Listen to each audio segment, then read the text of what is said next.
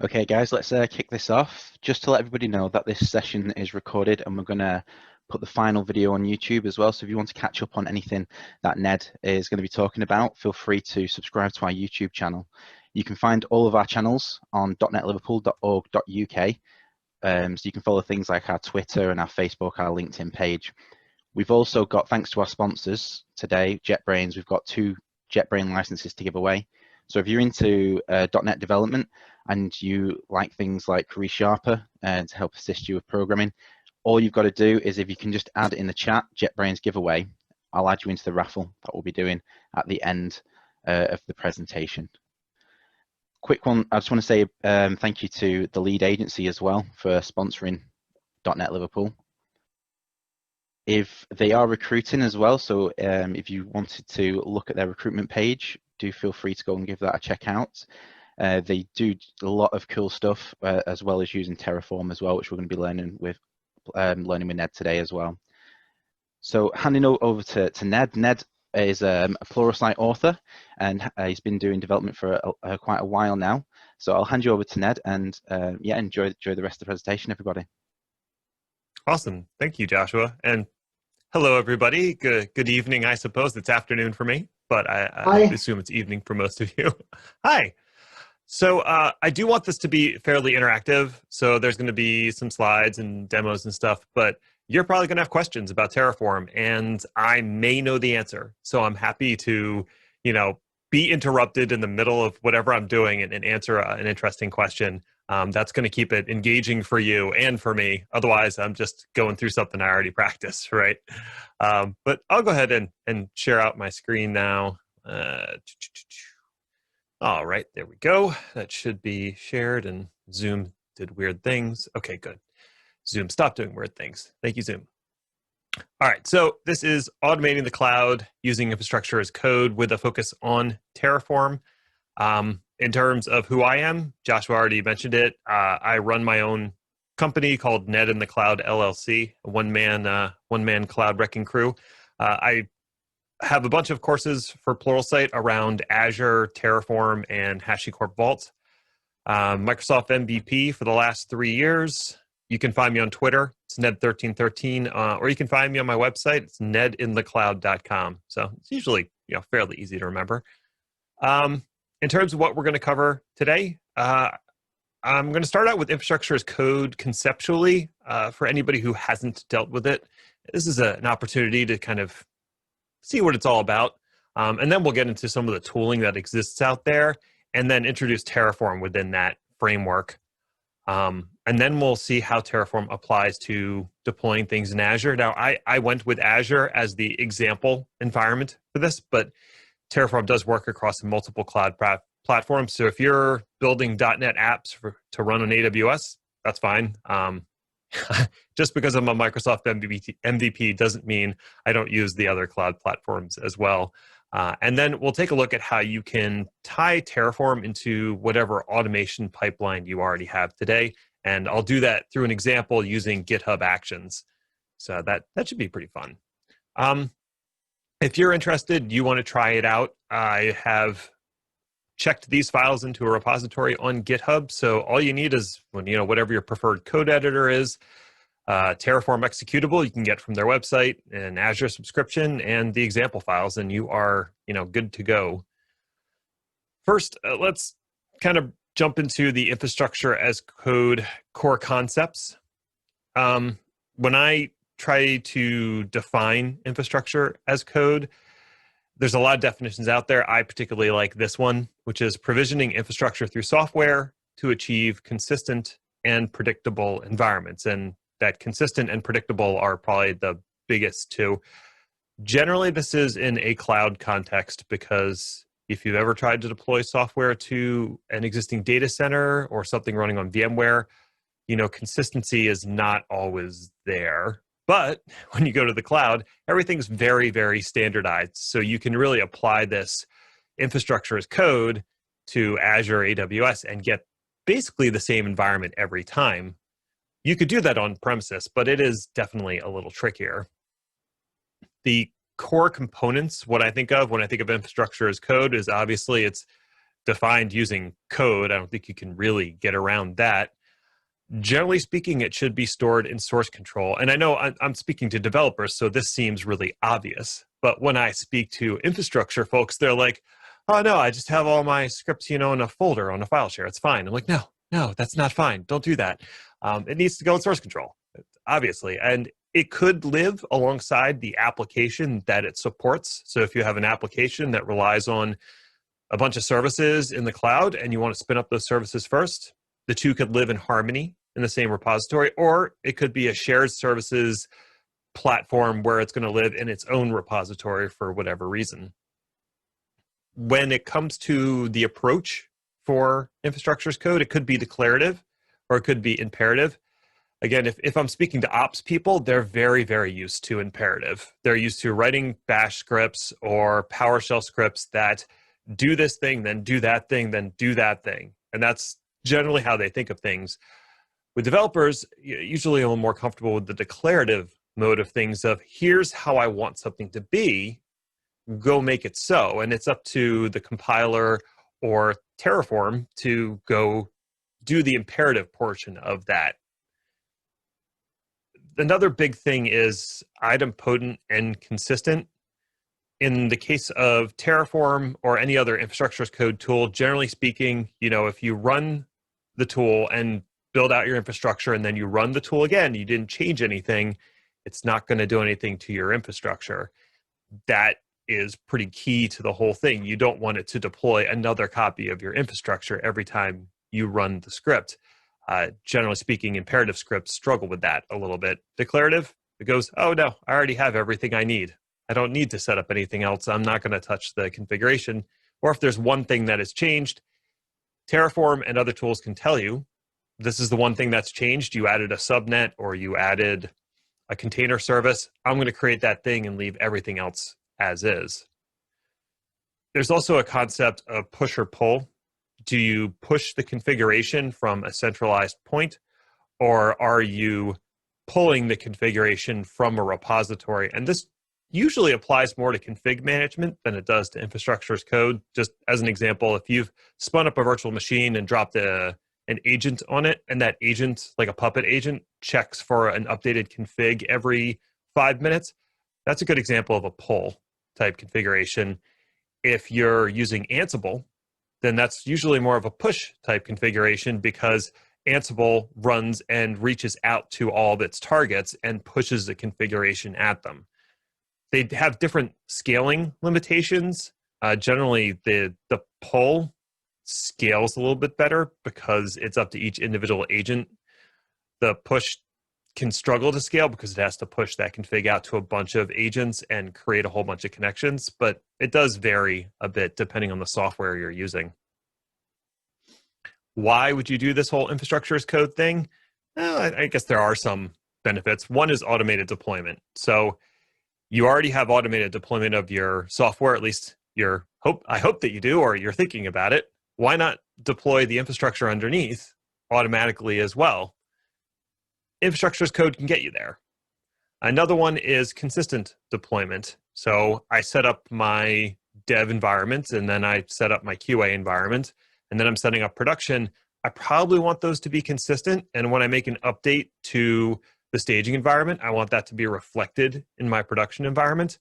You probably want to do that with your code, and you also want to do it with your infrastructure so you don't get these weird inconsistencies as you move an application through the various pieces of infrastructure. Ultimately, you're trying to lower the risk of a bad deploy.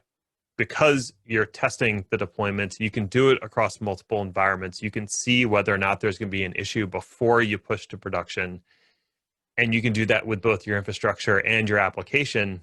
Hopefully, you're lowering your risk profile and making Fridays a little less of a headache. You can also, and this is kind of a weird one, you're like, how does this lower costs? The main way that I've seen this lowering cost is because you can automatically build environments for testing and development. You can also destroy those environments knowing that it can be easily rebuilt. So if you need 3 development environments for your developers, but they don't need them all the time, you can literally just destroy those environments at the end of every day and then build them in the morning and let them deploy their code. Or just every time your CI process runs, build the environment and then destroy it when it's done. You don't always have to have this fleet of infrastructure running in the background waiting for the next CI run. That can help lower your costs to a certain degree.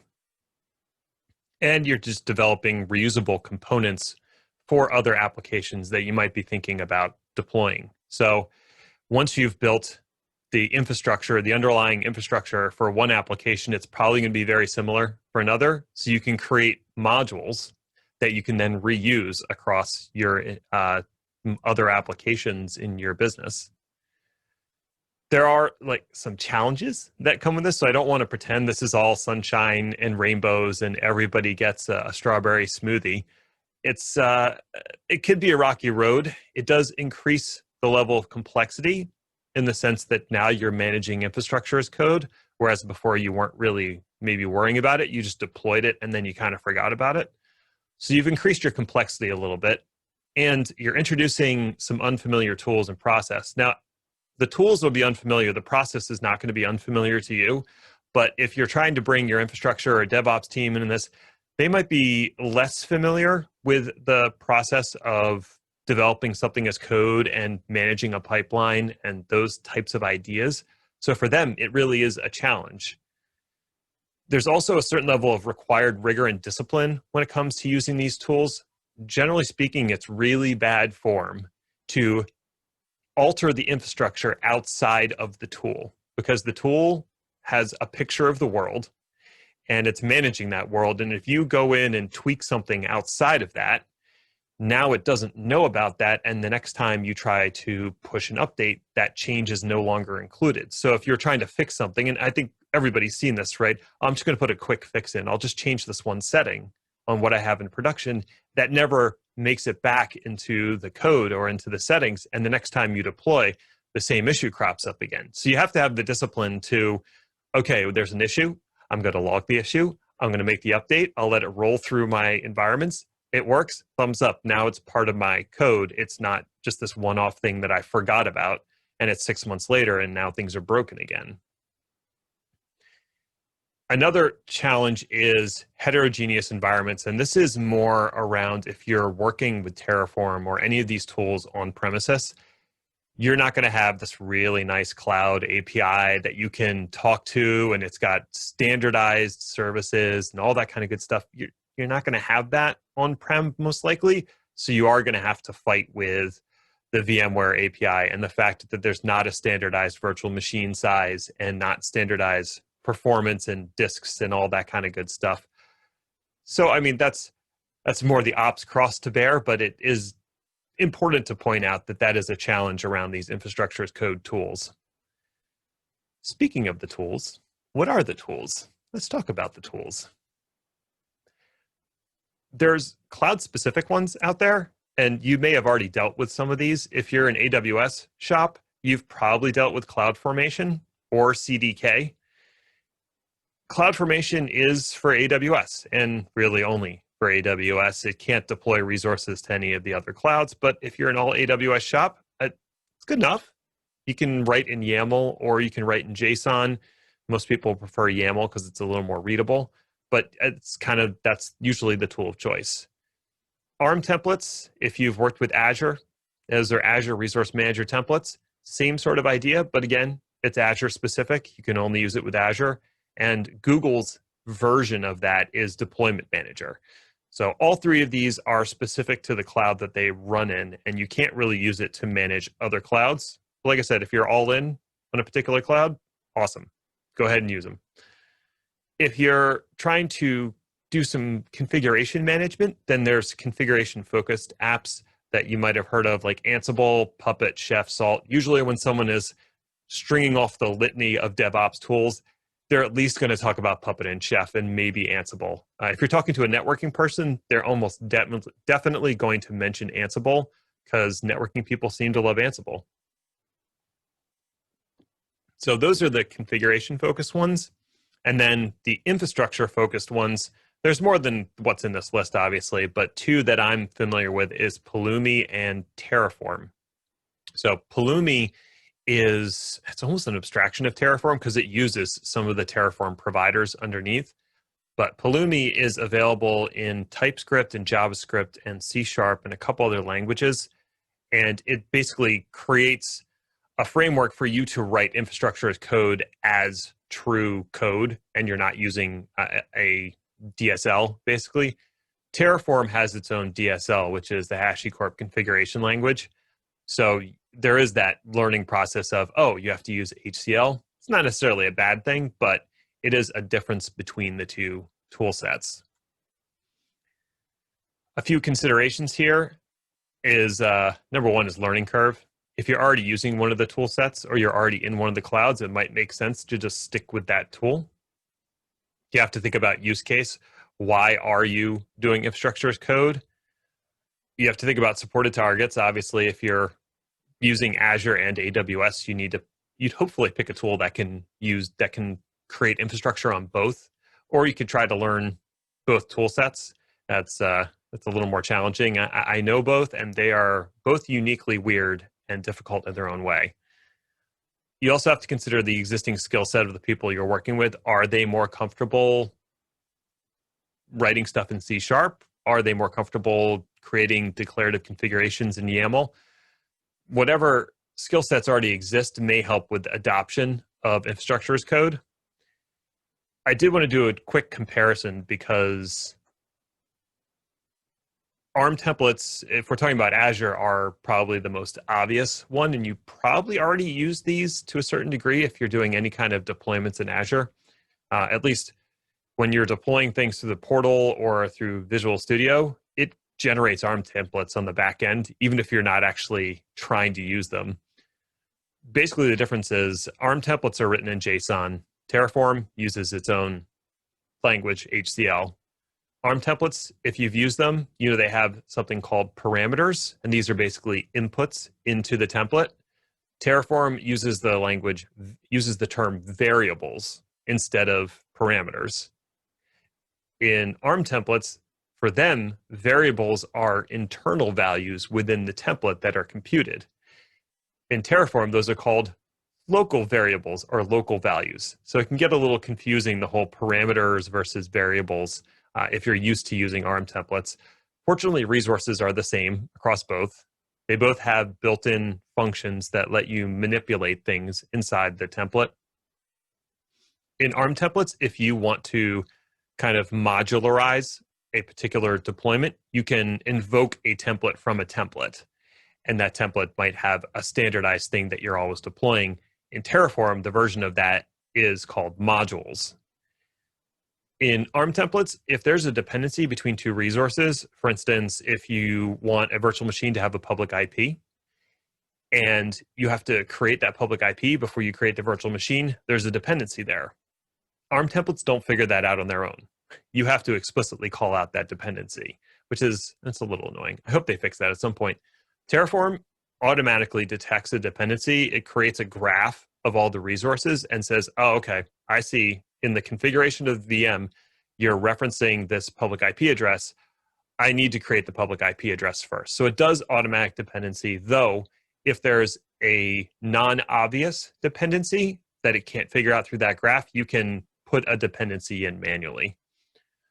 In ARM templates, when you want to reference another resource, you refer to it by a reference function or by its resource ID. In Terraform, you refer to it by its resource name. And we'll see what that looks like in a configuration a little bit. But they're similar enough that if you've done some work in ARM templates, it's not going to feel totally foreign to go over Terraform. The main thing for me, and the reason that I first started using Terraform, is because at the time, ARM templates and CloudFormation were JSON only. And when you're hand editing like a 1,000-line JSON configuration, it's painful. It's really painful, and mistakes are easy to make. HCL is much cleaner, and so I was able to move a configuration over and just kind of be able to visibly see that I didn't miss a bracket or anything like that, which can drive you a little crazy with JSON. So let's talk about this crazy Terraform thing that I've been rambling about for 20 minutes now. So Terraform is a tool. It's created by HashiCorp. They have made other fine products that you might be familiar with. Vagrant is a very popular one. I've been using Vagrant for years to spin up local boxes. Before containers were a big thing, a lot of developers used Vagrant to spin up a development instance of something locally. They also make HashiCorp Vault and HashiCorp Console. So those are two interesting products to check out. Terraform itself is open source. They do have a paid version of Terraform called Terraform Enterprise, and now they have a SaaS offering called Terraform Cloud, where they're basically running your processes up in Terraform Cloud, letting you collaborate with others. But the core product is open source and free. So you can download it and play with it, and you'll pay for the resources you create in the cloud, but HashiCorp's not charging you anything. It is multi-provider, meaning that it can function across multiple clouds, so whatever cloud you're using, and it can also talk to other things like Kubernetes or VMware, or there's a bunch of different DNS services out there. It actually has providers for those. So if you have this sort of multi-vendor environment, you can use Terraform to do the config for all of it. It's declarative in nature, so you're not writing imperative scripts here. It's idempotent, which you would hope so. It's also very lightweight. The executable is about 80 meg, and that's it. That's the whole executable, because it relies on a plugin system for its providers. So it's probably good to talk about what the components are in Terraform. So to break it down a little bit, you have the Terraform executable. I already mentioned that. It's about 80 meg. It's written in Go, and it has binaries for Windows, Linux, Mac, FreeBSD, I think Solaris, it's got one. It's like pretty much any operating system it has an executable for. So that's one component. And then you have the Terraform files, which usually end in .tf. And those Terraform files make up a Terraform configuration. They all live in the same directory together. And when Terraform looks at the contents of a directory, it puts all of those files into a single configuration. So you can split it up into different files for organizational purposes, but it still evaluates them as if it's one long configuration file. As I mentioned, the reason the Terraform executable is so small is because it uses a plugin system for all the different providers it needs to talk to. So when you want to talk to Azure and spin something up, it actually downloads the Terraform plugin from the public Terraform registry and uses that plugin to talk to Azure. That's good for two reasons. One, it keeps the executable very lightweight. And two, it means that the development of those plugins is separate from the executable itself. So every time Azure updates something, they don't have to update the executable for Terraform. They just have to update the associated plugin. So that's moderately useful. And then finally, there's Terraform state. And Terraform state is how Terraform maps what's in your configuration to the actual resources that are deployed in the real world. So it has a unique address within the configuration, and it's basically matching that to the unique address of the resource that was created. And then it locally stores information about that resource for quick retrieval and comparison. In terms of syntax, just a quick primer on HCL, and then we're going to get into some demos. Basically, the basic syntax of Terraform is around blocks of configuration. And so those blocks generally follow the convention of the block type. So what type of block am I creating? And then one or more labels about that block. So if we're creating a variable, we would say the block type is variable. And then the label is the name of the variable. And then you'd have your curly brace. And then within the curly braces, you have key value pairs. That value could be a string, could be a list, could be a map. And you can also have nested blocks inside that block type that define further key value pairs. So that's like the basic syntax, what you need to understand when you're looking at the language. Just as a quick example, here's one for an Azure VNet. So the block type is resource. The first label is the type of resource, so Azure RM _ VNet. And then the second label is how do I refer to this object within my configuration? So I'm giving it a name, my _ VNet, that I can use throughout my configuration. And then within the actual resource configuration itself, we're naming our VNet my-VNet, and we're defining one subnet in a nested block. So that's a very basic example of what it looks like. Yeah, before we do this, let's jump over to Visual Studio Code and just take a look at what I'm talking about here.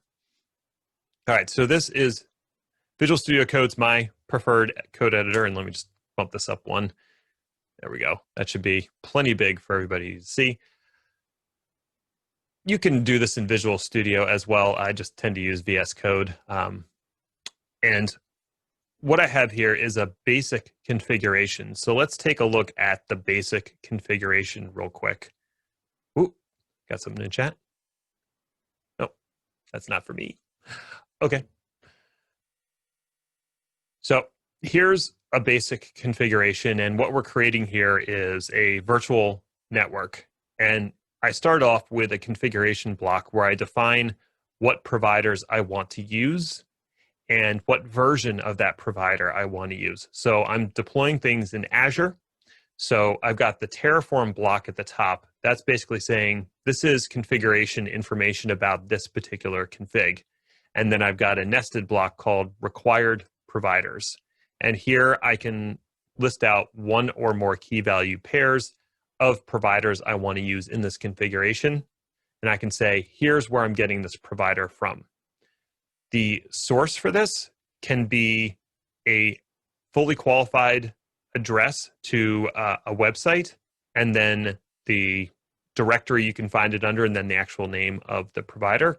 If you don't give that fully qualified address at the beginning, it just assumes you're pulling it from the HashiCorp registry, and so it will just download it from registry.terraform.io, I believe is the address.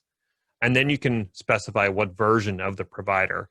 So Azure just released version 2 of their provider a few months ago, and a lot of people were not expecting that the new version had some different requirements than version 1.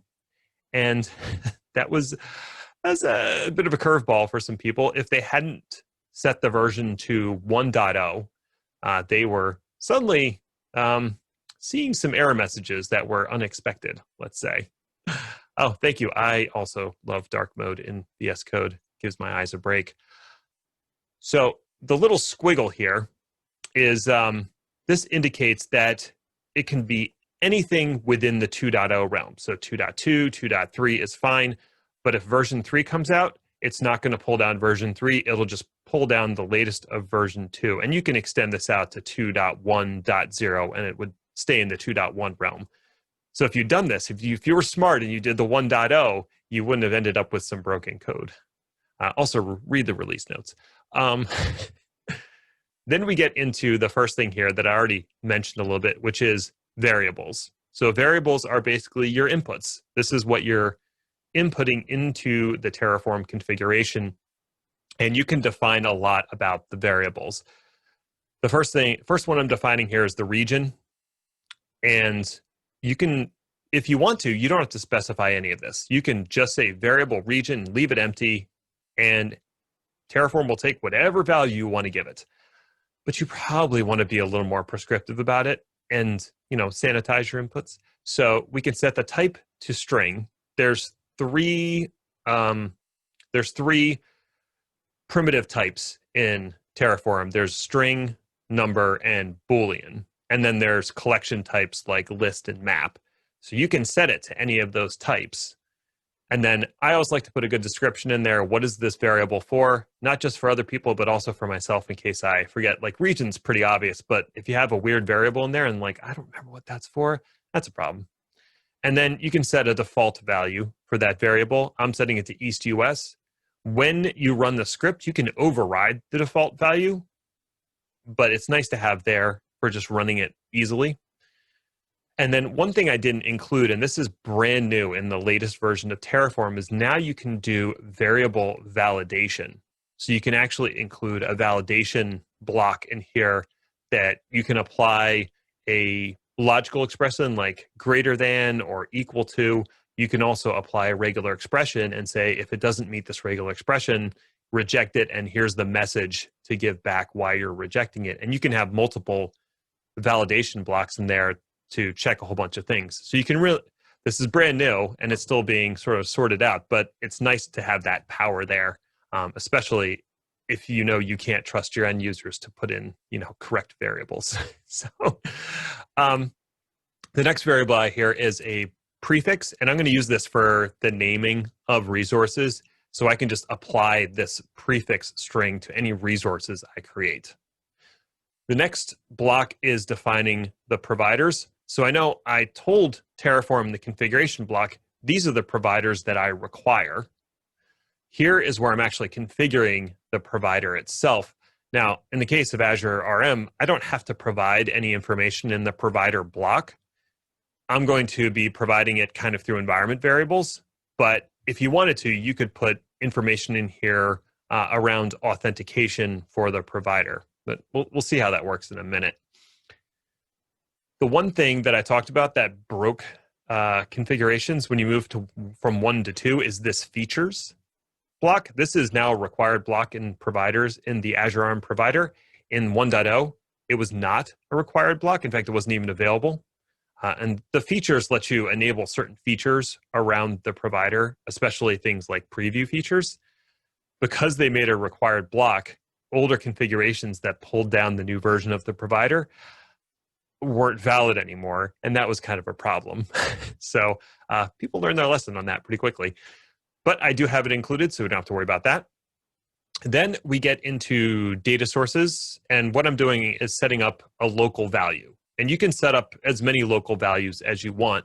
And like I said, this is a computed value that is based off of, in this case, the variable that I defined for the prefix, and then I'm adding -demo to it.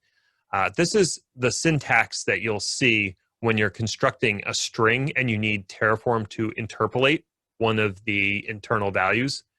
It's this $, curly braces, and then var.prefix is how you invoke that. And then Terraform will interpolate that as, okay, whatever value stored in prefix, drop it in here, and then add the dash in demo. In older versions of Terraform, you always had to use this. In newer versions, it's only necessary when it's in quotes. And we'll see that in a second down in our resource configuration. I'm creating two resources. Well, I'm creating two things here. One is a resource. It's an Azure RM resource group, because we know I need a resource group to put my virtual network in. And the name of that resource group, the internal naming, is VNet. So the way I'll refer to this, the address to this resource is Azure RM resource group .vnet. And then I can access any attributes of this resource by doing whatever the resource attribute is. For the configuration of the resource group, I have to give it a name. So I'm using the local keyword to say that I want to get a local value, and then the local value I want is name. So local.name will retrieve the value that I've stored up here. And for location, I'm referring to the region variable. So for that, it's var.region. And like I said, you don't need the interpolation when it's not in double quotes. You only need that when it is going into the double quotes. And then the other thing that's in here is a module. And we haven't really talked about modules yet, but modules are basically a easily reusable configuration that you can invoke from another configuration. So to clarify what that means a little bit, the main configuration is the root module. And then any modules it invokes are child modules. So there's a relationship there. There's a hierarchy there. You can import modules from different sources. So in this case, I'm using the Terraform registry. But if I'd put a web address in here to a different registry of modules, I could pull down modules that are hosted on an internal web server or on my own private, instance of GitHub or whatever it is that I am storing modules on. So I've got lots of options here. There are also a bunch of modules that are maintained by the public cloud providers, and this is one of them. So this is the official Azure network module that we're invoking here by saying source. Modules are versioned. So there's a version of this module that's intended for the older provider, the 1.0 provider, and then there's a version that's intended for the 2.0 provider. I'm using a version that's intended for the 2.0 provider, but you should always, just like providers, you should always specify a version for your modules. It needs a resource group to live in, and so here's where I'm referencing the resource group I just created by using Azure RM resource group .vnet.name is the attribute that I need from that resource. And then for the VNet name, I'm naming it the same as my resource group. And then I'm giving it some additional information like address space, subnet prefixes, and subnet names. Obviously, the square brackets are how you denote a list in Terraform. Maps are, well, here's a good example of a map right here. Tags takes a map value, so it's a map of tags. And for maps, it's a curly brace and then key values, basically. So this is a map here. The key is environment, the value is dev, and etc. So you can add as many tags as you want. And then this is kind of a weird thing. Remember I said Terraform's good about calculating dependencies? Well, whoever updated the most recent version of the VNet module did something weird with the resource group. And so it doesn't know that it has to create the resource group first. So if you don't put this depends on, it doesn't work right. That's probably going to be fixed pretty shortly. So this is something I discovered this morning and had to figure a workaround for it. And it has something to do with Terraform 13 that just came out and the way it deals with this particular module. Don't worry about it. It'll get fixed. But it's a good time. It's a good opportunity to show you how depends on works. So within here, you can say depends on equals, and then give it a list of things that it's dependent on within the configuration. In this case, the resource group has to be created before you try to create the VNet. So that's a very long-winded way of saying that is the configuration. Let's jump back to the presentation for 1 minute. And I already kind of talked through this, but basically Terraform's inputs are variables and then the providers. And the providers are made up of data sources and resources. So we saw how we were creating a resource and we were creating variables. We didn't see data sources. Data sources are simply information you can pull about the provider. So let's say you wanted to get a list of images from Azure for a virtual machine. You could just say, hey, give me a list of the images for this type of virtual machine, and it will give you a list of publicly available images. Or you might want a list of network security groups that exist in a VNet that you already have. You could set that up as a data source. So data sources are resources that you didn't create, but you need information about them for your configuration. That all goes into Terraform. Terraform does its thing, and then it can generate outputs that are printed to the screen and also available as a property of the configuration. It creates the actual resources that you wanted it to create. And lastly, it stores everything in state. Now, in order to do all of this, you actually have to run some commands. And the first command is terraform init. So let's go back to VS Code. There we go. Okay. And make sure I'm actually in the directory. So we're doing basic config here. And that first command is, in fact, terraform init. If you were following along later, I have the commands in here. And I did a few things beforehand. I ran AZ login. So if you have the Terraform, if you have the Azure CLI installed and you log in with the CLI, Terraform's automatically going to use those credentials for when you invoke this. That's very useful. So you log in, set the subscription that you want to interact with, and now Terraform's going to go and say, oh, you're already logged into Azure? Great. Which subscription are you using? Awesome. That's what I'm going to use for this deployment. You can specify different credentials within the provider configuration or at the command line when you're running through the commands. The first thing you run is Terraform init. Terraform init does a few different things. It sets up that state. So Terraform needs state. It sets up the back end where that state is going to be stored. The second thing it does is it pulls down any of the executables for the providers you're using. So we're using the Azure provider, it's going to download that. And then the last thing it does is pull down any modules that you're invoking in your config. So let's go ahead and run Terraform init. And let me just, whoop. All right, so it initialized our modules by downloading that module. It initialized the back end. And because we didn't specify where to store the state, it's going to store the state in the same directory as the config. And then it went and found this Azure RM plugin to use with the configuration. So that's everything. It lets us know, green, you've successfully initialized things. Once you've initialized, the next thing you can do, and this is not necessary, but it's a good idea to do when you're writing a new configuration, is run Terraform validate.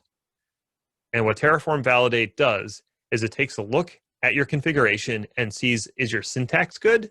Okay. And it also looks at the properties of the various providers and resources and says, is the logic good? Are you asking for an attribute that doesn't exist? If that's true, then it will throw an error.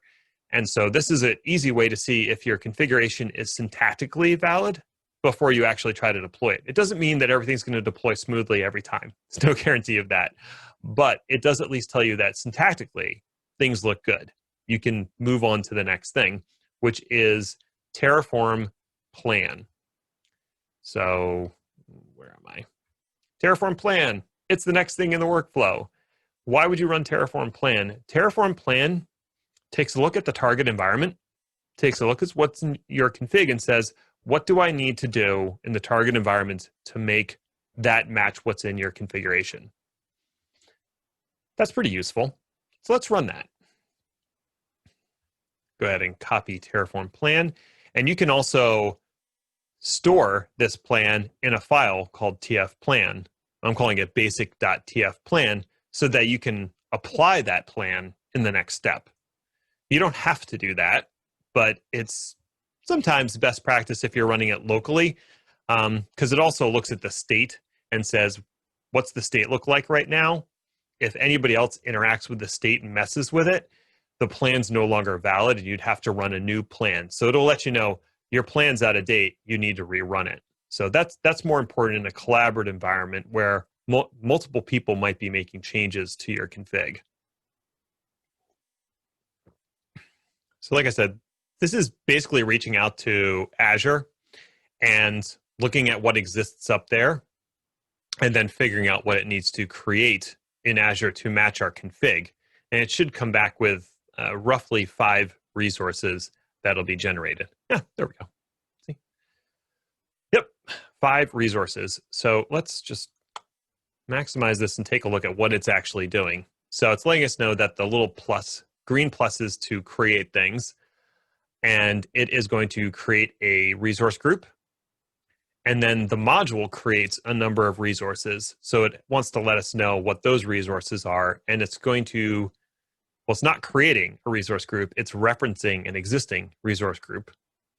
It's going to create at least, 2 subnets? 1 subnet, 2 subnet, 3 subnets. So we're creating 3 subnets. So that's 3 resources. And it's creating the virtual network that will house those subnets. So all in all, 5 resources to add. The next step in the process is Terraform apply.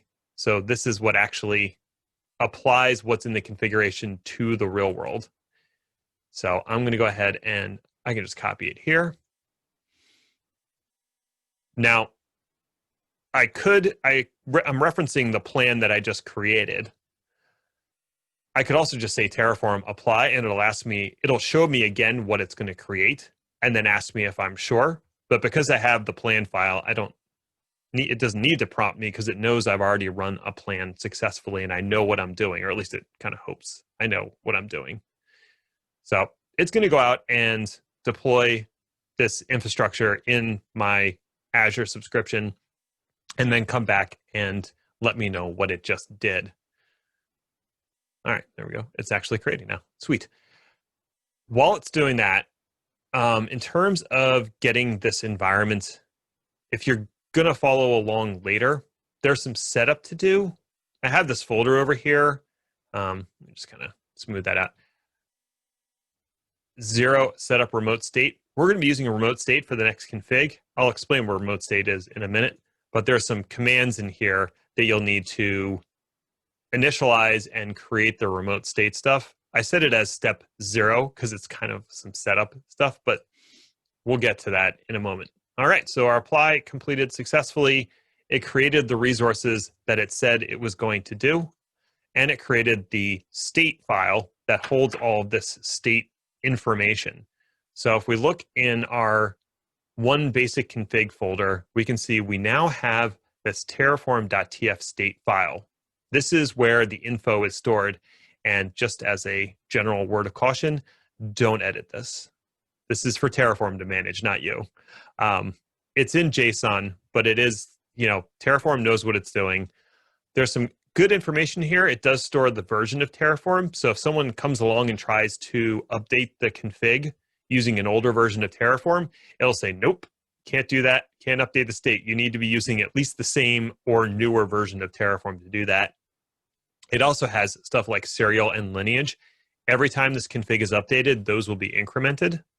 And that keeps things from,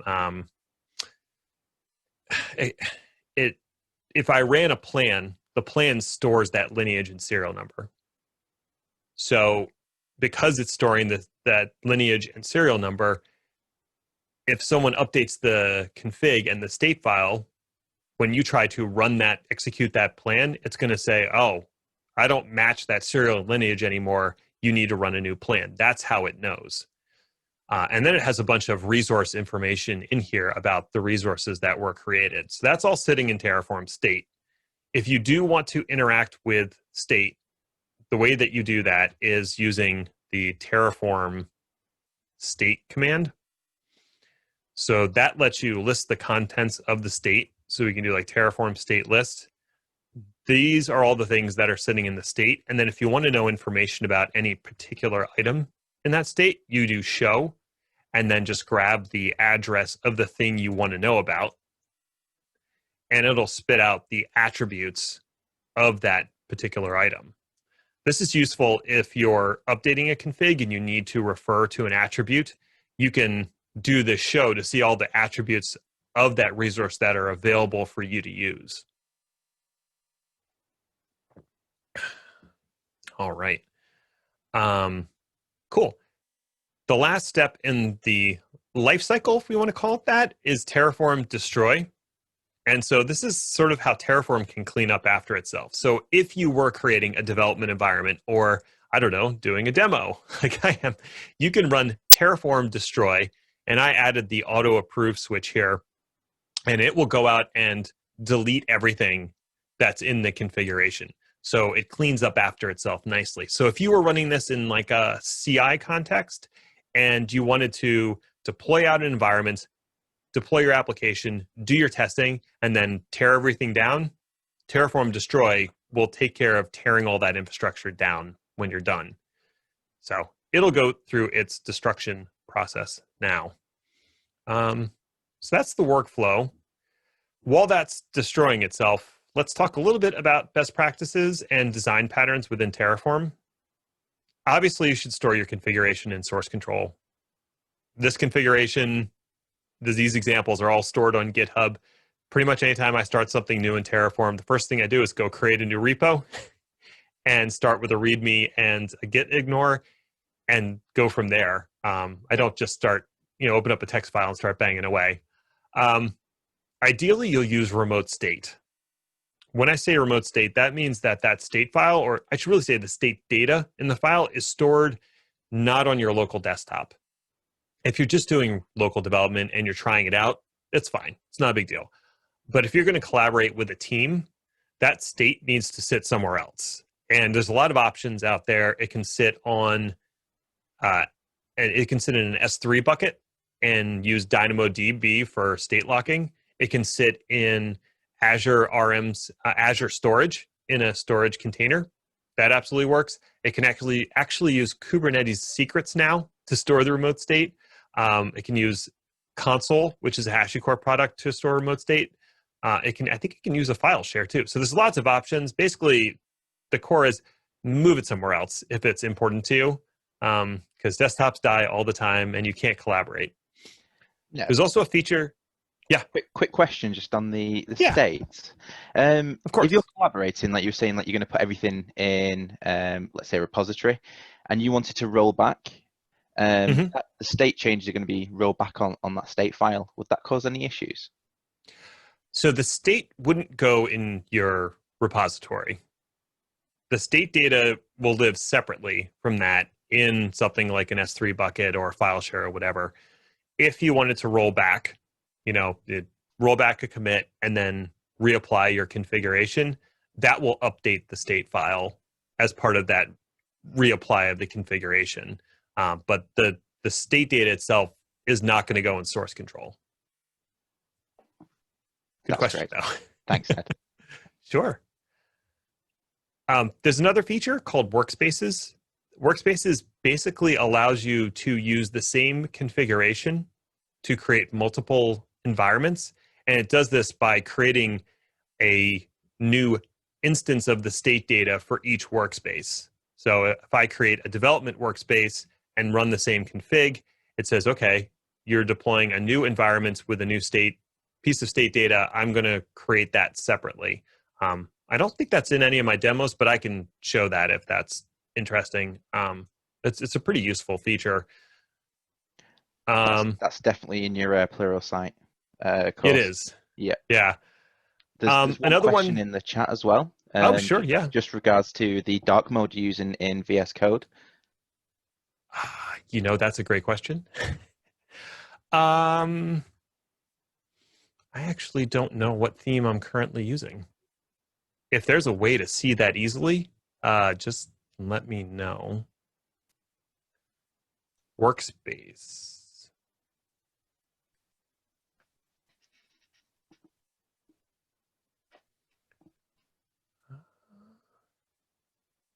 Well, someone will tell me how to find it. That would actually be good for me to know, because I picked this a while ago and I had no idea how to find it. It is a high contrast theme.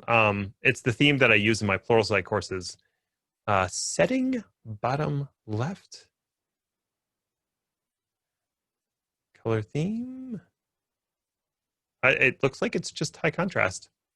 Good old high contrast, apparently, is what I'm using. So nothing super complicated. Hopefully that helps. Yeah.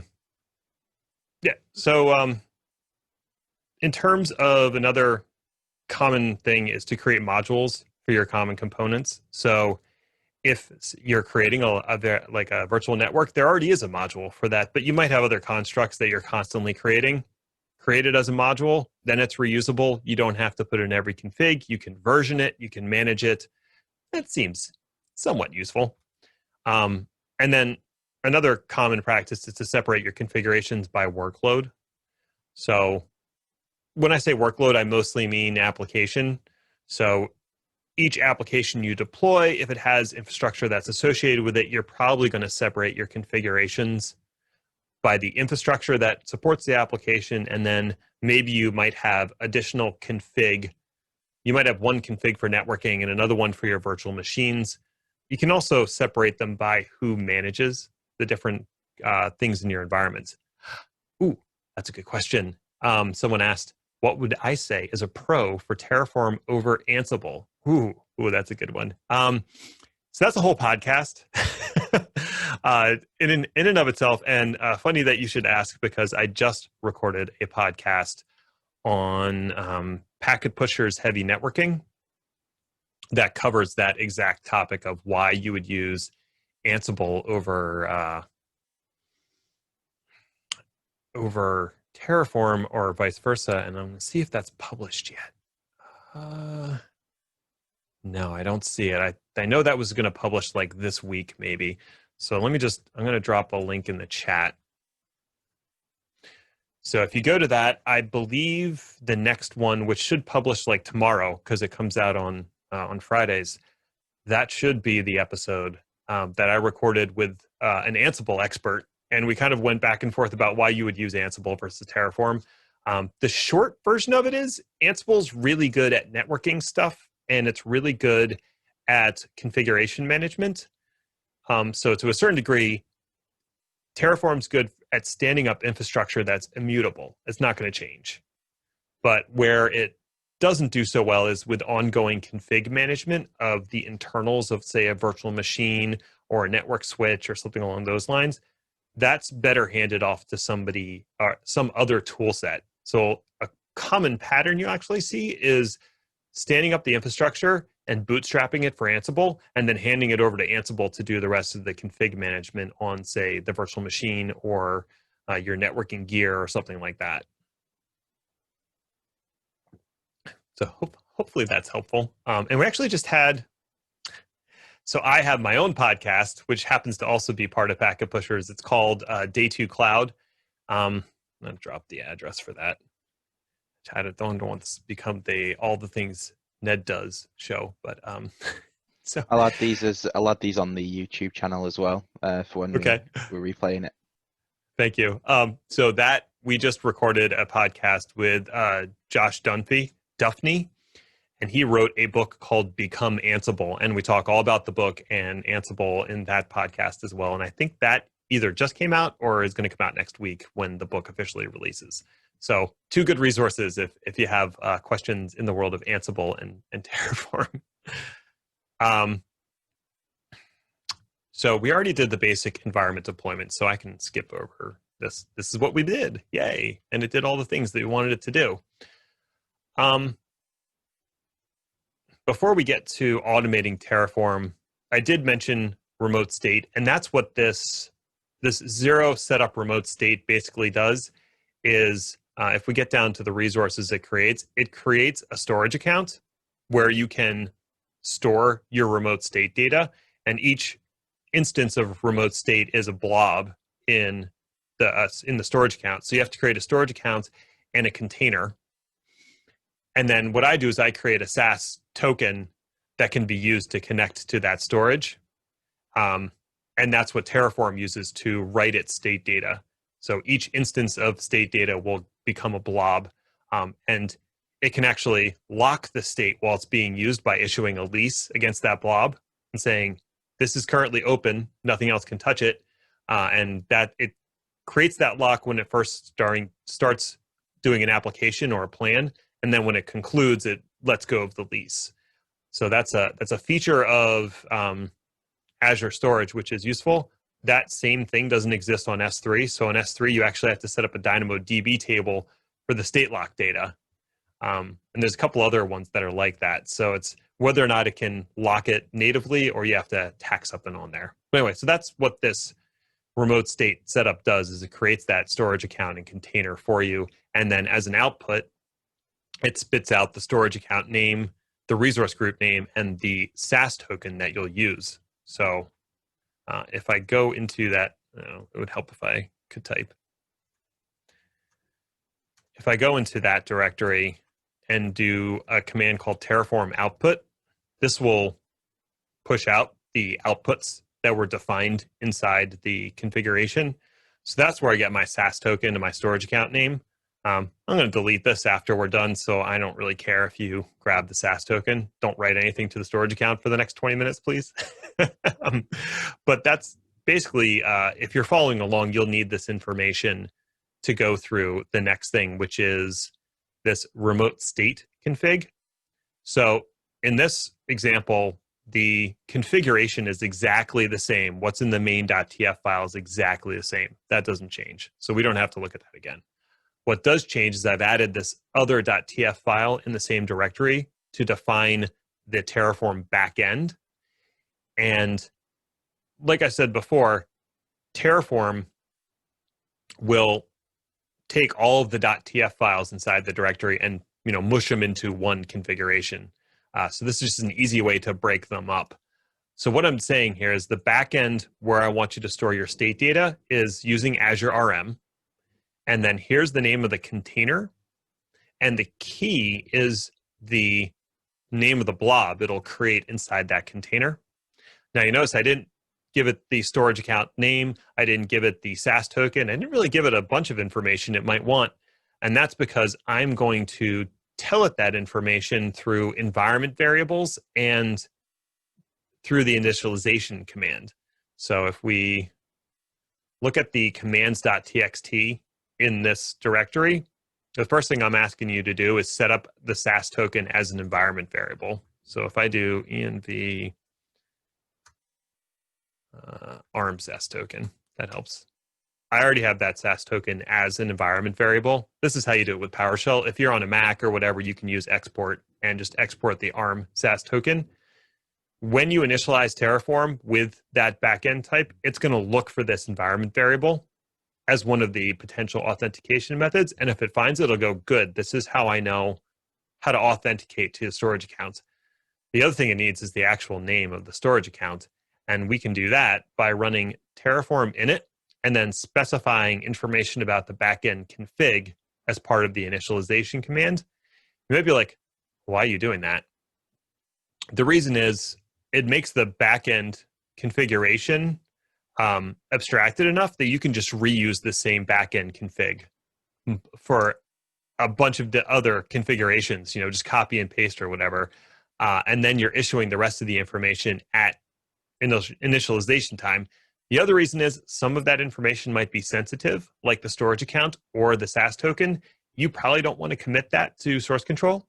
So by using an environment variable or something similar, now you're just specifying it at runtime and it's not sitting in source control somewhere. So I probably already have this command somewhere. If I don't, that's fine. Yeah, here we go. So backend if you use the dash backend config, you can give it key value pairs that it will add to the existing config. So in this case, I'm just saying the storage account name is equal to .NET 18.125, which is the storage account that was created by that config that's in the 0 directory. So I'll run Terraform init. I hope I'm in the right directory. I might not be.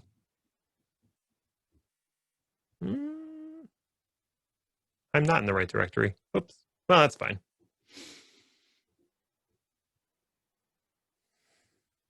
It helps if you're in the right directory. Okay. Well, I just initialized a backend for the original remote state. It's fine. Hopefully it won't break anything. So now it knows to store its state data in that remote location. So now we can run through Terraform plan again. And it's going to generate the plan, which is to create the same virtual network all over again. But this time it's going to use remote state to do that. And since this might take a minute, does anybody have any questions they want to jump in with? You can drop it in the chat or just take yourself off mute.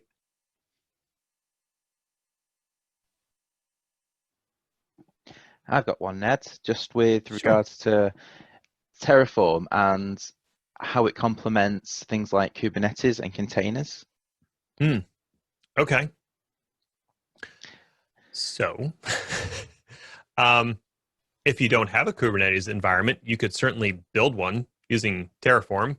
And you could do that either by constructing one using IaaS in one of the public clouds. So that would be actually standing up your own virtual machines and then bootstrapping them to be Kubernetes worker nodes and master nodes and all that good stuff. Or you could use Terraform to stand up an AKS cluster or an EKS cluster or Google GKE cluster. So you could use it to do any of that and have it codified in there what that cluster looks like. So those are kind of like two different ways that you could start with it.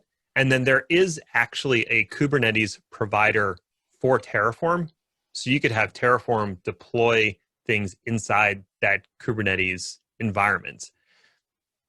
Is that what you'd want to do? I don't know. Probably not. It's like it's there, but I probably would use something else to actually do application deployment. That being said, if you're setting up like some sort of specialized storage for your Kubernetes cluster or something like that, then that kind of makes sense. Question, is it safe to check in variables.tf in source control in security prospects? So the variables, assuming you don't have any sensitive data in your default values, that's fine.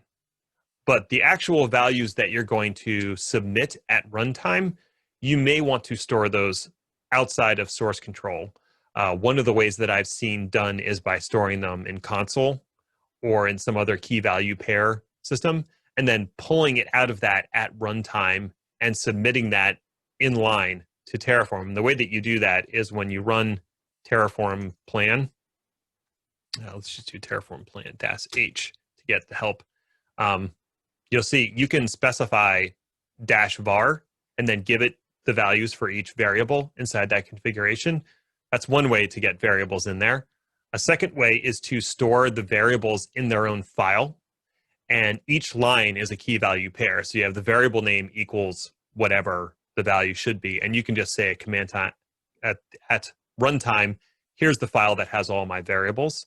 And then a third way to do it actually is whatever the variable name is. Let's say, well, the one variable I did was region. If you set an environment variable called tf_var_region, Terraform will find that environment variable and use that as the value for the variable in your configuration. So that's 3 different ways to get a value into your variable.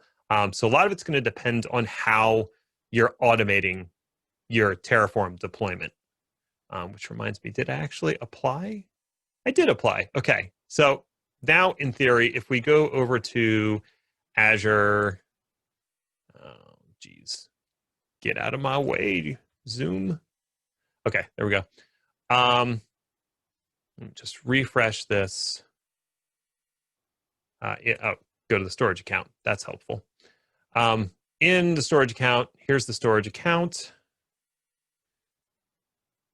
And we'll go into containers, Terraform state. There is my networking Terraform state blob. And the lease state right now is available because no changes are being made. While the changes are being made, that lease state will say leased instead. So that's where the data is being written right now, which means if I go to another computer and run the same commands, it'll see that state file and know that that data or that configuration already exists. So you can have multiple people working on this, basically. Another question. So you were saying that you'd use Terraform to stand up a cluster in AKS, but then a different tool to deploy the containers. It really depends on your deployment process. Could you use Terraform to stand up those containers? Absolutely, you could. Let's just go to registry.terraform.io, and we can browse the providers. This was not planned, so we'll see how far I get on here. Let's search for Kubernetes. There we go. There's the Kubernetes official provider from HashiCorp. And we can go in the documentation and see what's in there. Resources. So these are all the resources you can configure. I would say like useful resources would be like creating things like cluster roles, maybe namespaces. So you could sort of set all that stuff up ahead of time before you're going to deploy your actual application. But generally speaking, what I usually see is the actual deployment of the application is being done through some CD tool, and they're using just kubectl or Helm to do that portion of the deployment. So it's sort of stand up the Kubernetes environment, maybe do some configuration of it, and then hand it off to a CD tool that's actually going to do the continuous deployment of your application through something like Helm or just kubectl. So hopefully that makes sense. Everybody's got a different way of doing it, so it's hard to say what the best way is. You can make Terraform do a lot of things it was not intended for. And that's a whole other topic that I don't even have time to get into. There's an interesting talk a couple of years ago from one of the HashiComps where I think Anton Babenko, He's a big contributor to Terraform. He got Terraform to configure the settings on a laser printer by using a special resource called external that will basically run a script, whatever script you want, against a resource or against an object. And you could do it, but I don't know why you would. It was more of just like, hey, you could actually do this if you wanted to. The last thing that I wanted to show is doing the automation portion of things. And very new to Terraform, so sorry if this seems like a basic question. Now that you have something set up, if you make changes and reapply, it just makes the changes and does not destroy everything. That is absolutely correct. And I didn't really show that. So maybe we could jump back here and I'll do that real quick. So let's say I go in here and, we want to add a new tag and we'll call it project and we'll make it equal to, I don't know, tacos, because I love tacos. This is the taco project. Okay, so if I do a new Terraform plan, it's going to look at the configuration and say, oh, there's a change. You're adding a tag that should be associated with this VNet. So when it's done calculating the plan, it'll tell us what changes it's going to make to our infrastructure when it actually gets around to doing that. There we go. Okay, so it's refreshing its state. When you run plan, it actually reaches out and refreshes some of the information about the resources that are under management. So if someone did make an out-of-band change, it would be aware of that because it's already managing that resource. But if you added a fourth subnet, it wouldn't know about that because it's not managing that fourth subnet. So don't do that. But see, it has one thing to change here, and it will tell you what it's changing. That little yellow squiggly says something in this resource is changing.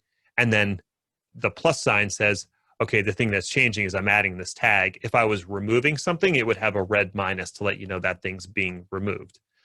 Some changes require that the resource be destroyed and recreated because they're a fundamental component. But other things can just be changed in place, like the name of this additional tag. You don't need to destroy VNet to apply that. Now, I'm not going to apply that, but if I did, it would just update that one tag. Automation. Let's talk about automating Terraform because I've alluded to it a few times already. Few things to consider when you're running this in automation. You're not getting prompted in automation. This is all running separate from you. So if you are doing something where Terraform is going to print out a prompt, you need to be able to tell it not to do that because it's in automation. And there's actually an environment variable you can set TF underscore input. Set that equal to false, and it'll know don't ask for input because there's no one there to answer. Oh, got a question. If someone else changed something and you have not pulled latest and run plan, will you get regression errors? That is where state comes into play. So state is the source of truth. So if someone made a change to the configuration and applied it to the resources out there, let's say I made my change and added tacos as a property. If somebody else updated their configuration and didn't pull the latest version of that configuration and ran it against the state, it would make the changes it would propose changes to the resources that are out there based off of what's in that configuration. So you would get regression errors in the sense that the person really should pull latest of the config before they make any updates or changes. And that's something you could handle through branches and having a main branch that is separate from the rest of the config. So no one can commit to main. They have to create a branch, do a pull request that get merged into main. And that's how you can stop these colliding changes from happening against the actual infrastructure that's been deployed. And that I'll kind of show that in the GitHub Actions thing that I've got coming up. I already talked about environment variables a lot, but basically if you're running stuff in automation, environment variables are a pretty easy way to go to get some information pushed in there. Oh no, you don't have to shut up. I don't mind. So the authentication piece, you have to figure out how you're going to authenticate your automated pipeline. There's some cool things out there. If you're running your pipeline on a virtual machine in Azure, you can use the identity of that virtual machine and assign it a role where it's allowed to do things. So that's kind of cool. Same thing in AWS. You can assign an IAM profile, and then it will assume the role. And so you can do that rather than passing it credentials. In GitHub Actions, I'm storing the credentials as secrets in the repository and then passing them during the run of the action. Each time you run Terraform init, it downloads plugins. If you're creating a container to run your process, you're going to download those plugins over and over. You can actually cache those plugins and then point it at a cache instead of downloading all the plugins every time. So that could speed up your CI or CD process a little bit. You do have to think about how the workflow goes in Terraform from init to plan to apply. And if you want to throw validate in there. And then you also want to figure out how are you going to handle errors as they come up. One way is to enable Terraform logging and turn that logging up. So at least you have a record of what happened and where things went wrong in the error.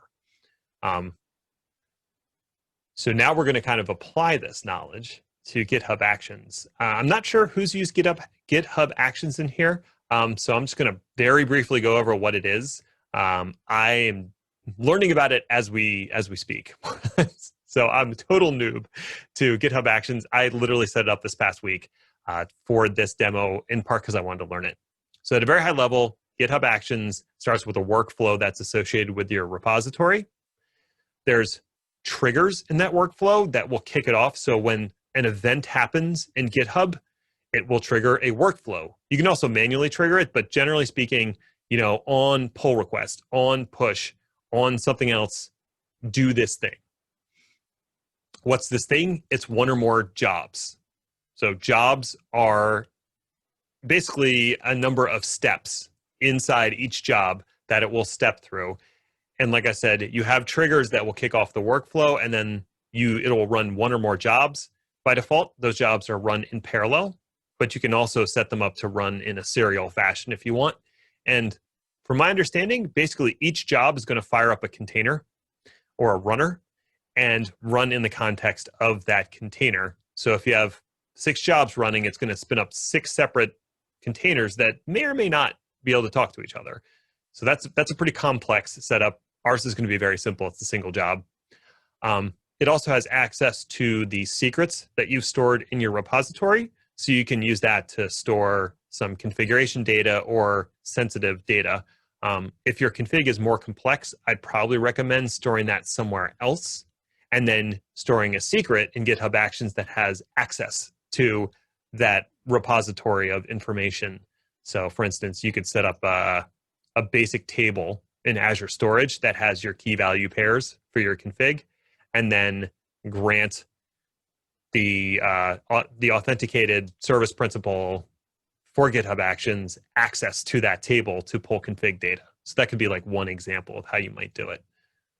The workflow that we're going to follow in our example is when a branch is pushed to the repository, it's going to kick off an action to validate that. So it's going to initialize and then validate the config for syntax errors. Hopefully it all comes back clean. When a pull request comes in, it's going to run the init and validate as normal, but it's also going to run a plan to see what changes would be applied to the environment.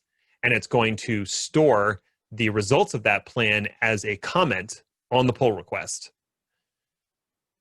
If you merge to the main branch, it's going to take one additional step, which is to actually apply what was in that plan to your destination environment. So this is a workflow that you could set up, and you could actually make it a lot more complicated than this if you want, but this is just kind of a basic example of how you might do it. Let's go over to, how am I doing on time? I'm good on time. Okay. This is the GitHub repository that I set up, and if if we go into settings and into secrets, here are the secrets that I've added. So the way that GitHub Actions is going to authenticate to Azure to create this stuff, I've stored the client ID and secrets. So I created a service principal in Azure that has contributor role on the subscription where we're making changes. You could lock that down however you wanted, but in this particular case, I gave it contributor access. And I've also stored the subscription ID and the tenant ID all as secrets. So those are all available to GitHub Actions, and it's going to use that to authenticate. I've also stored the SaaS token that it needs to access the remote state. And I've stored the storage account name, which is not really sensitive information, but this is the easiest way to get it in there. Like I said, if you had some configuration database that you wanted to pull information from, you could do that as well. I just have them all stored as secrets. So that's everything that's in my secrets. Let's go over to Visual Studio Code. And with GitHub Actions, you have to have this .github folder in the root of your repository, and then workflows and main.yamls where the workflow is actually stored. So I'm giving the workflow a name, validate code, and then defining when this GitHub workflow should be triggered on push and pull request. So either of those, it's going to trigger. And then I'm setting up an environment variable at the very top where I set tf log to info. What this does is Terraform will log to the console anything that is at the level info or above. So info, warn, error, all of those will show up on the screen. So that's useful if something goes wrong. You can also set it to debug, which is more verbose, or trace, which is the most verbose. Really don't set it to trace unless you want to scroll through hundreds of thousands of lines, because it tells you every little thing that the executable is doing. Useful if Terraform itself crashes, not so useful if something goes wrong in your config. The next thing is jobs. So I'm setting up one job in here called validate. That's the only job I'm setting up. For the defaults, I'm telling it I want it to run in the context of this one working directory, 3 GitHub Actions. So this is actually the same config that's in 2 remote state. I don't think I actually made any changes to it, but I put it in GitHub Actions. So this is the working directory that it's going to run all of these commands from. And then you have to tell it which container you basically want to run on. So I'm running it on the latest of Ubuntu. And then we get into the steps. So this is a list of steps that it's going to walk through. Now I want to load up that container with some software. The first is the checkout action, which allows it to check out the repository. And the second one is from HashiCorp, it's this setup Terraform. And this basically loads the Terraform executable on the container and sets it as available in the path. So it can run Terraform commands, and you can specify what version of Terraform you want to use. I'm using 0.13. I actually tried to use 0.13.1 earlier today, and there's a bug in how it handles depends on with modules, and Terraform crashes. So if you want to see Terraform crash, bump it up to 0.1, and you'll see you'll see Terraform panic. That's always fun. But if you want it to actually work, don't do that. The next thing I'm doing is the first actual command, and I'm giving it a name and an ID. The ID is like a way to refer back to this step in any other steps. And then the run is what actual command it should run. I'm running Terraform format, so it's formatting the configuration in standardized HCL format. You don't have to do that. It doesn't change anything. But you could see in the logs if someone didn't format it properly ahead of time. You could make it permanent by running it a little bit differently. And then I get into the actual initialization. So before I run init, I'm going to set 2 environment variables. One is that SaaS token, so it can access the remote state location. And the second is the storage account name.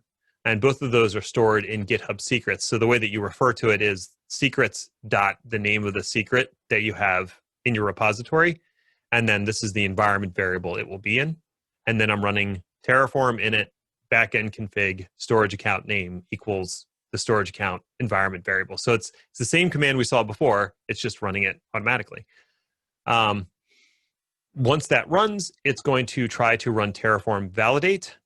The no color just means it's not going to colorize the validation process. Sometimes that doesn't come across well in the automated console, so it doesn't do that. And if this is just a simple push, that's where it's going to stop. If it's a pull request, I've got this Terraform plan step in here, and you can see there's an if statement as part of the step. If the GitHub event name is pull request, it's going to load all of these environment variables, and then it's going to run Terraform plan. And what does it want to do? What do I want to do with that plan? I want to add it to the pull request as a comment. So there's another GitHub action called GitHub script.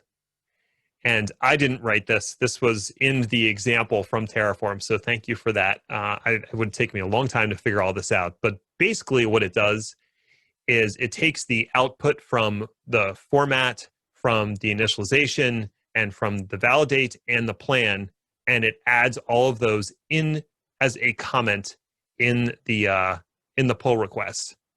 And down. So that'll all be added as part of the pull request. And then the very last thing is if this is a push, and this is referring to the main branch, which you can only commit to if you're doing a merge, because otherwise you couldn't do it, then actually apply the configuration that you saw from the plan, and it'll run Terraform apply with this auto approve switch saying, go ahead and do it.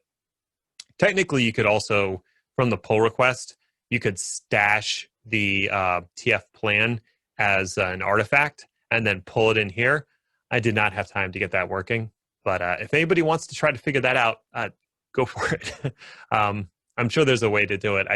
Honestly, I ran out of time. So this is the whole workflow. Why don't we see it in action? So I think I'm already on a separate branch here.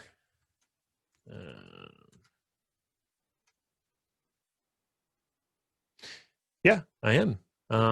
Okay, so let's go ahead and commit. Oh, because I did the taco thing. Taco thing. So I'll go ahead and commit that, and then we'll push this branch.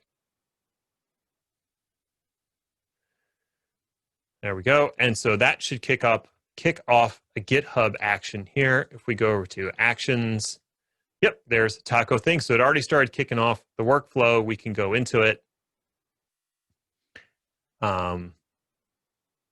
And this is how you can see kind of what's happening at the console. So it's setting up our job. It's got all the actions in here. There we go. And just wait a second. Sometimes the display gets a little funky, but it looks like it. Okay, there we go. So it successfully ran through the whole thing. That looks good. But I didn't actually make any real changes to the environment. So let's go and make an actual change here.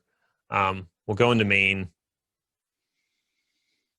And I'm going to add the taco thing here too. So project equals tacos.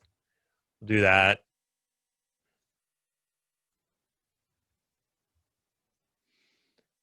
Commit and push. Okay. Go back to actions, and in a second it should kick off the additional one.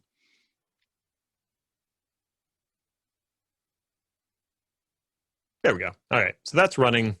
That'll go through and do its thing, and it'll validate it and stop there. If we go into here, you can see demo prep. I'm ready to commit this to the main branch, so let's set up a pull request here. I love tacos. And we'll create the pull request, and that's going to kick off those actions. So it won't happen right away. It'll take a second. There we go. So now it's going to run the two actions. Because it's a push, it's going to run the push version, and then it's going to run the pull request after that. So we can go into details, and it'll run through here. And when it gets to Terraform plan, it should tell us that there's that one change it needs to make.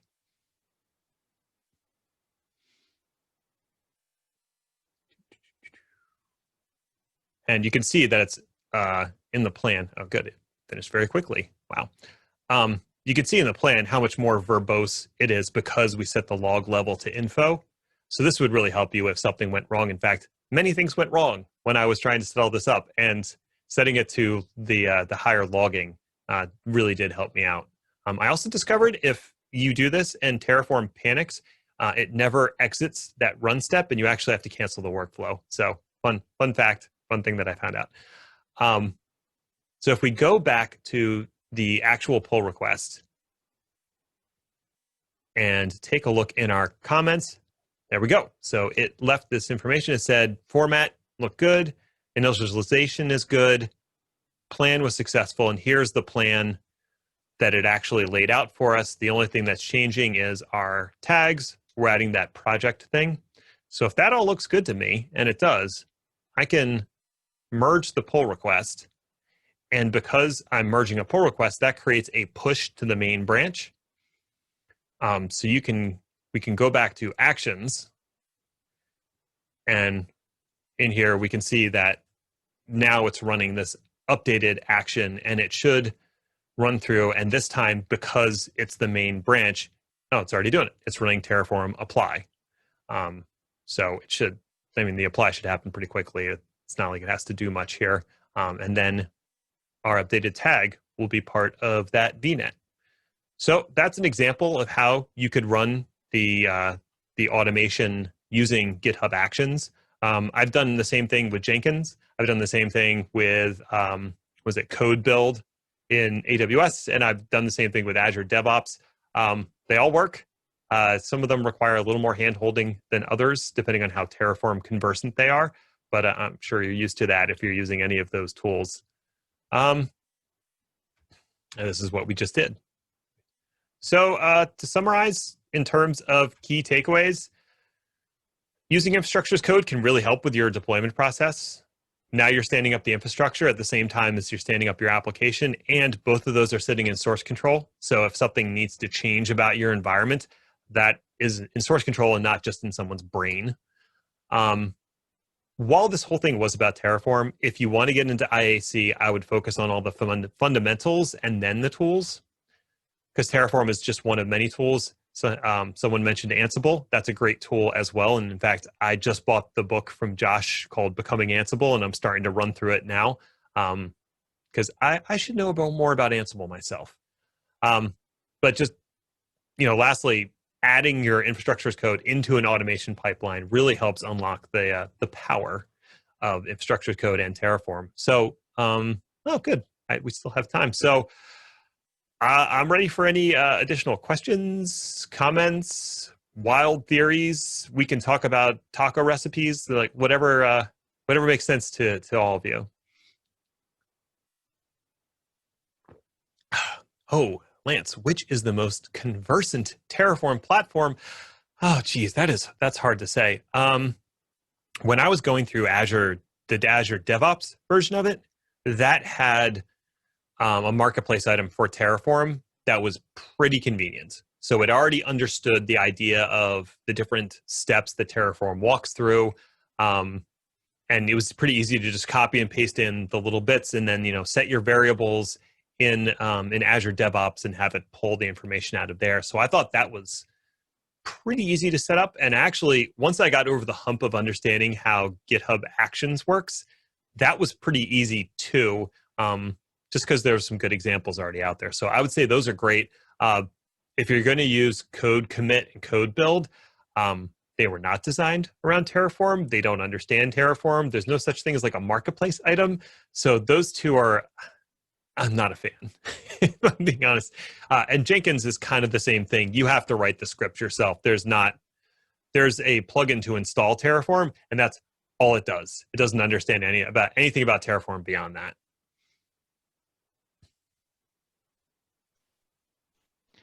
With With the depends on, Ned, you found the bug fix, and thank you for sharing that with us. I'm sure that'd be useful. With the depends on, Yeah, does Terraform view all this sequentially? So if you're putting like creating a resource group at the top and you're using it at the bottom, will it read that? You wouldn't need that depends on all the time, would you? correct. So the depends on thing is actually a bug in .13. Somebody already logged the bug. So I assume it'll be fixed in like 13.2 or something. But usually Terraform is really good at building a resource graph and saying this resource is referring to this one, so I have to create this one first. Can you create a circular condition where two resources are referring to each other? You can, and Terraform will tell you that and say, you got to fix something.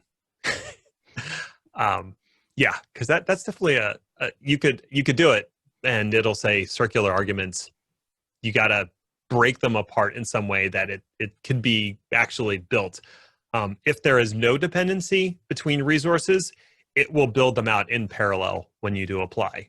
So if you're creating 4 resource groups, each with their own stuff, it'll just create those resource groups and then everything that's in them without doing it in a serial fashion. So the deploys are a little bit faster that way. And one more question would be, I mean, I know we're just basically touching the surface here with Terraform as well, because there's just so much but hopefully this gives everyone a good basis to go off and learn a bit about what it is. I would recommend to everybody as well to check out your Pluralsight, because I use Terraform now at work, and it was just we get on it, it's quite confusing, HashiCorp language when you first come onto it. But Yeah. you take it step by step, and you're giving it variable names, and you kind of it does start coming all together. So just keep persistent. I guess when we're talking about things like modules as well, that's just another next level.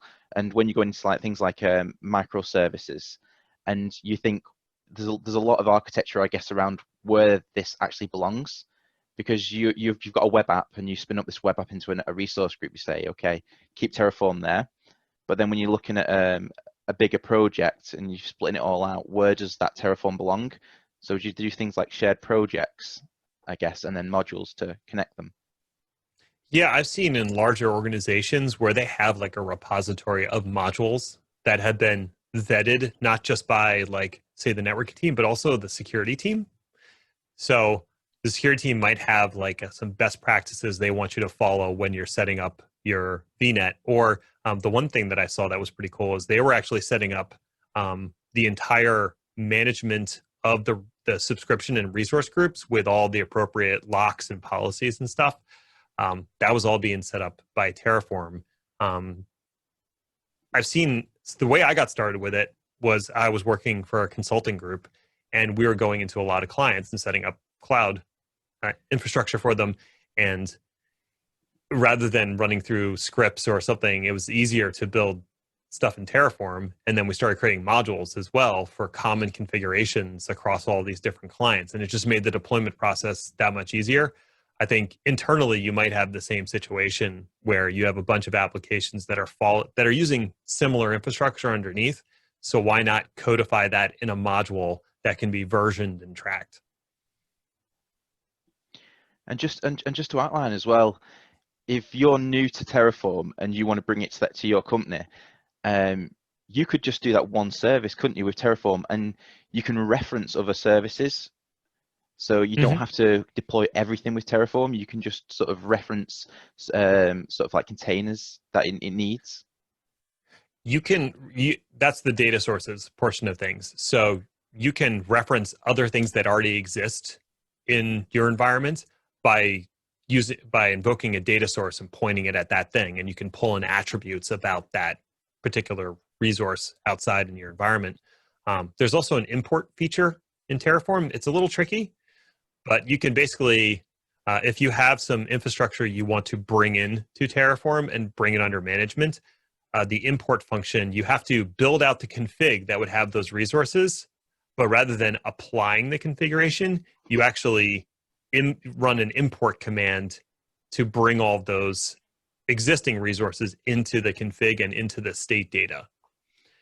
It's a little convoluted. I wish there was a better way of taking existing stuff and bringing it in, But honestly, HashiCorp's been promising something since version .9, and we still haven't seen anything. So don't hold your breath. That's what I'm saying.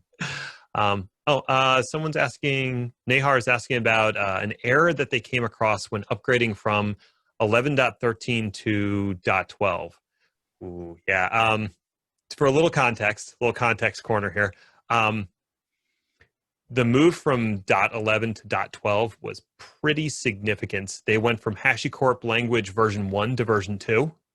And added a lot of changes like actual primitives. Before, everything was a string, and then they actually added real primitives and objects, which made the language better, but also broke some stuff that was in .11 and previous versions. So that is a big jump. If you already had stuff in .11 and you're moving it to .12, I had to redo all of my courses to use .12 because of it.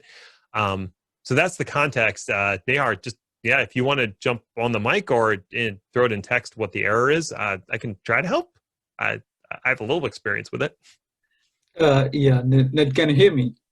Yes, I can. Yes, I have raised this error in the GitHub as well. So I have got stuck with this particular error, which when I'm using the aliases as a hosted zone. So this particular error, there's so many people have been open this ticket with the HashiCorp, and the tickets are still open in the GitHub. Its original is required.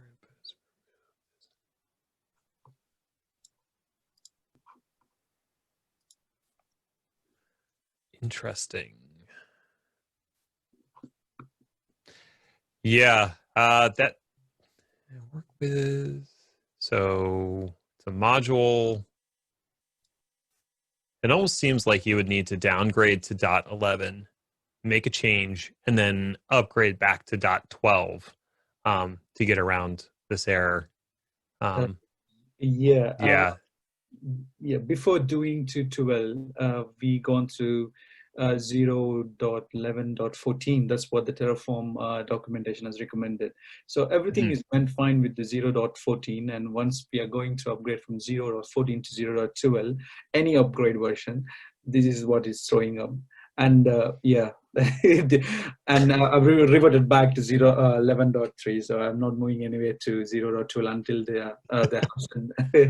give any resolution. So this is where I got stuck for more than a month. So I'm just not moving forward. Yeah, I don't know if we're gonna be able to crack it in the next 13 minutes, but I would say, well, that's tough. I would keep an eye on that issue and keep pushing.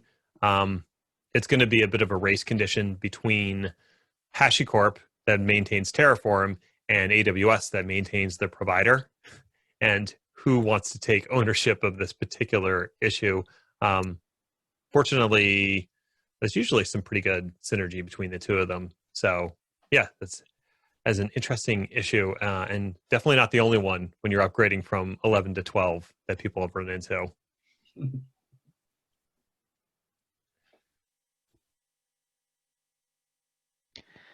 Just to point out as well, congratulations to Michael and Katie for winning the Resharper license. We'll get that over to you. And also, Ned, just want to say thank you as well for everything you've done in the infrastructure of code community. It's been absolutely fantastic. I know you've helped me with a lot of learnings as well at work, and just a privilege to get you on .Net Liverpool. So I'm going to stop the video there, and any more last minute questions before we wrap this up, and hopefully in the future, if anything else changes, and we can get you back in, Ned, to do another talk for us. One quick plug. So as I mentioned, or you might have mentioned, I have a YouTube channel. It's Ned in the Cloud. It's pretty easy to find. I do Terraform Tuesdays.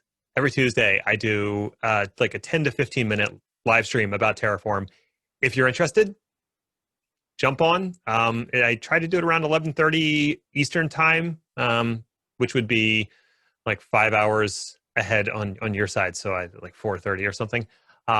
So that's, if you're interested and you like the Terraform stuff, feel free to stop by and check out those presentations, or suggest topics, because I'm always looking for a new topic to approach in the world of Terraform for those videos.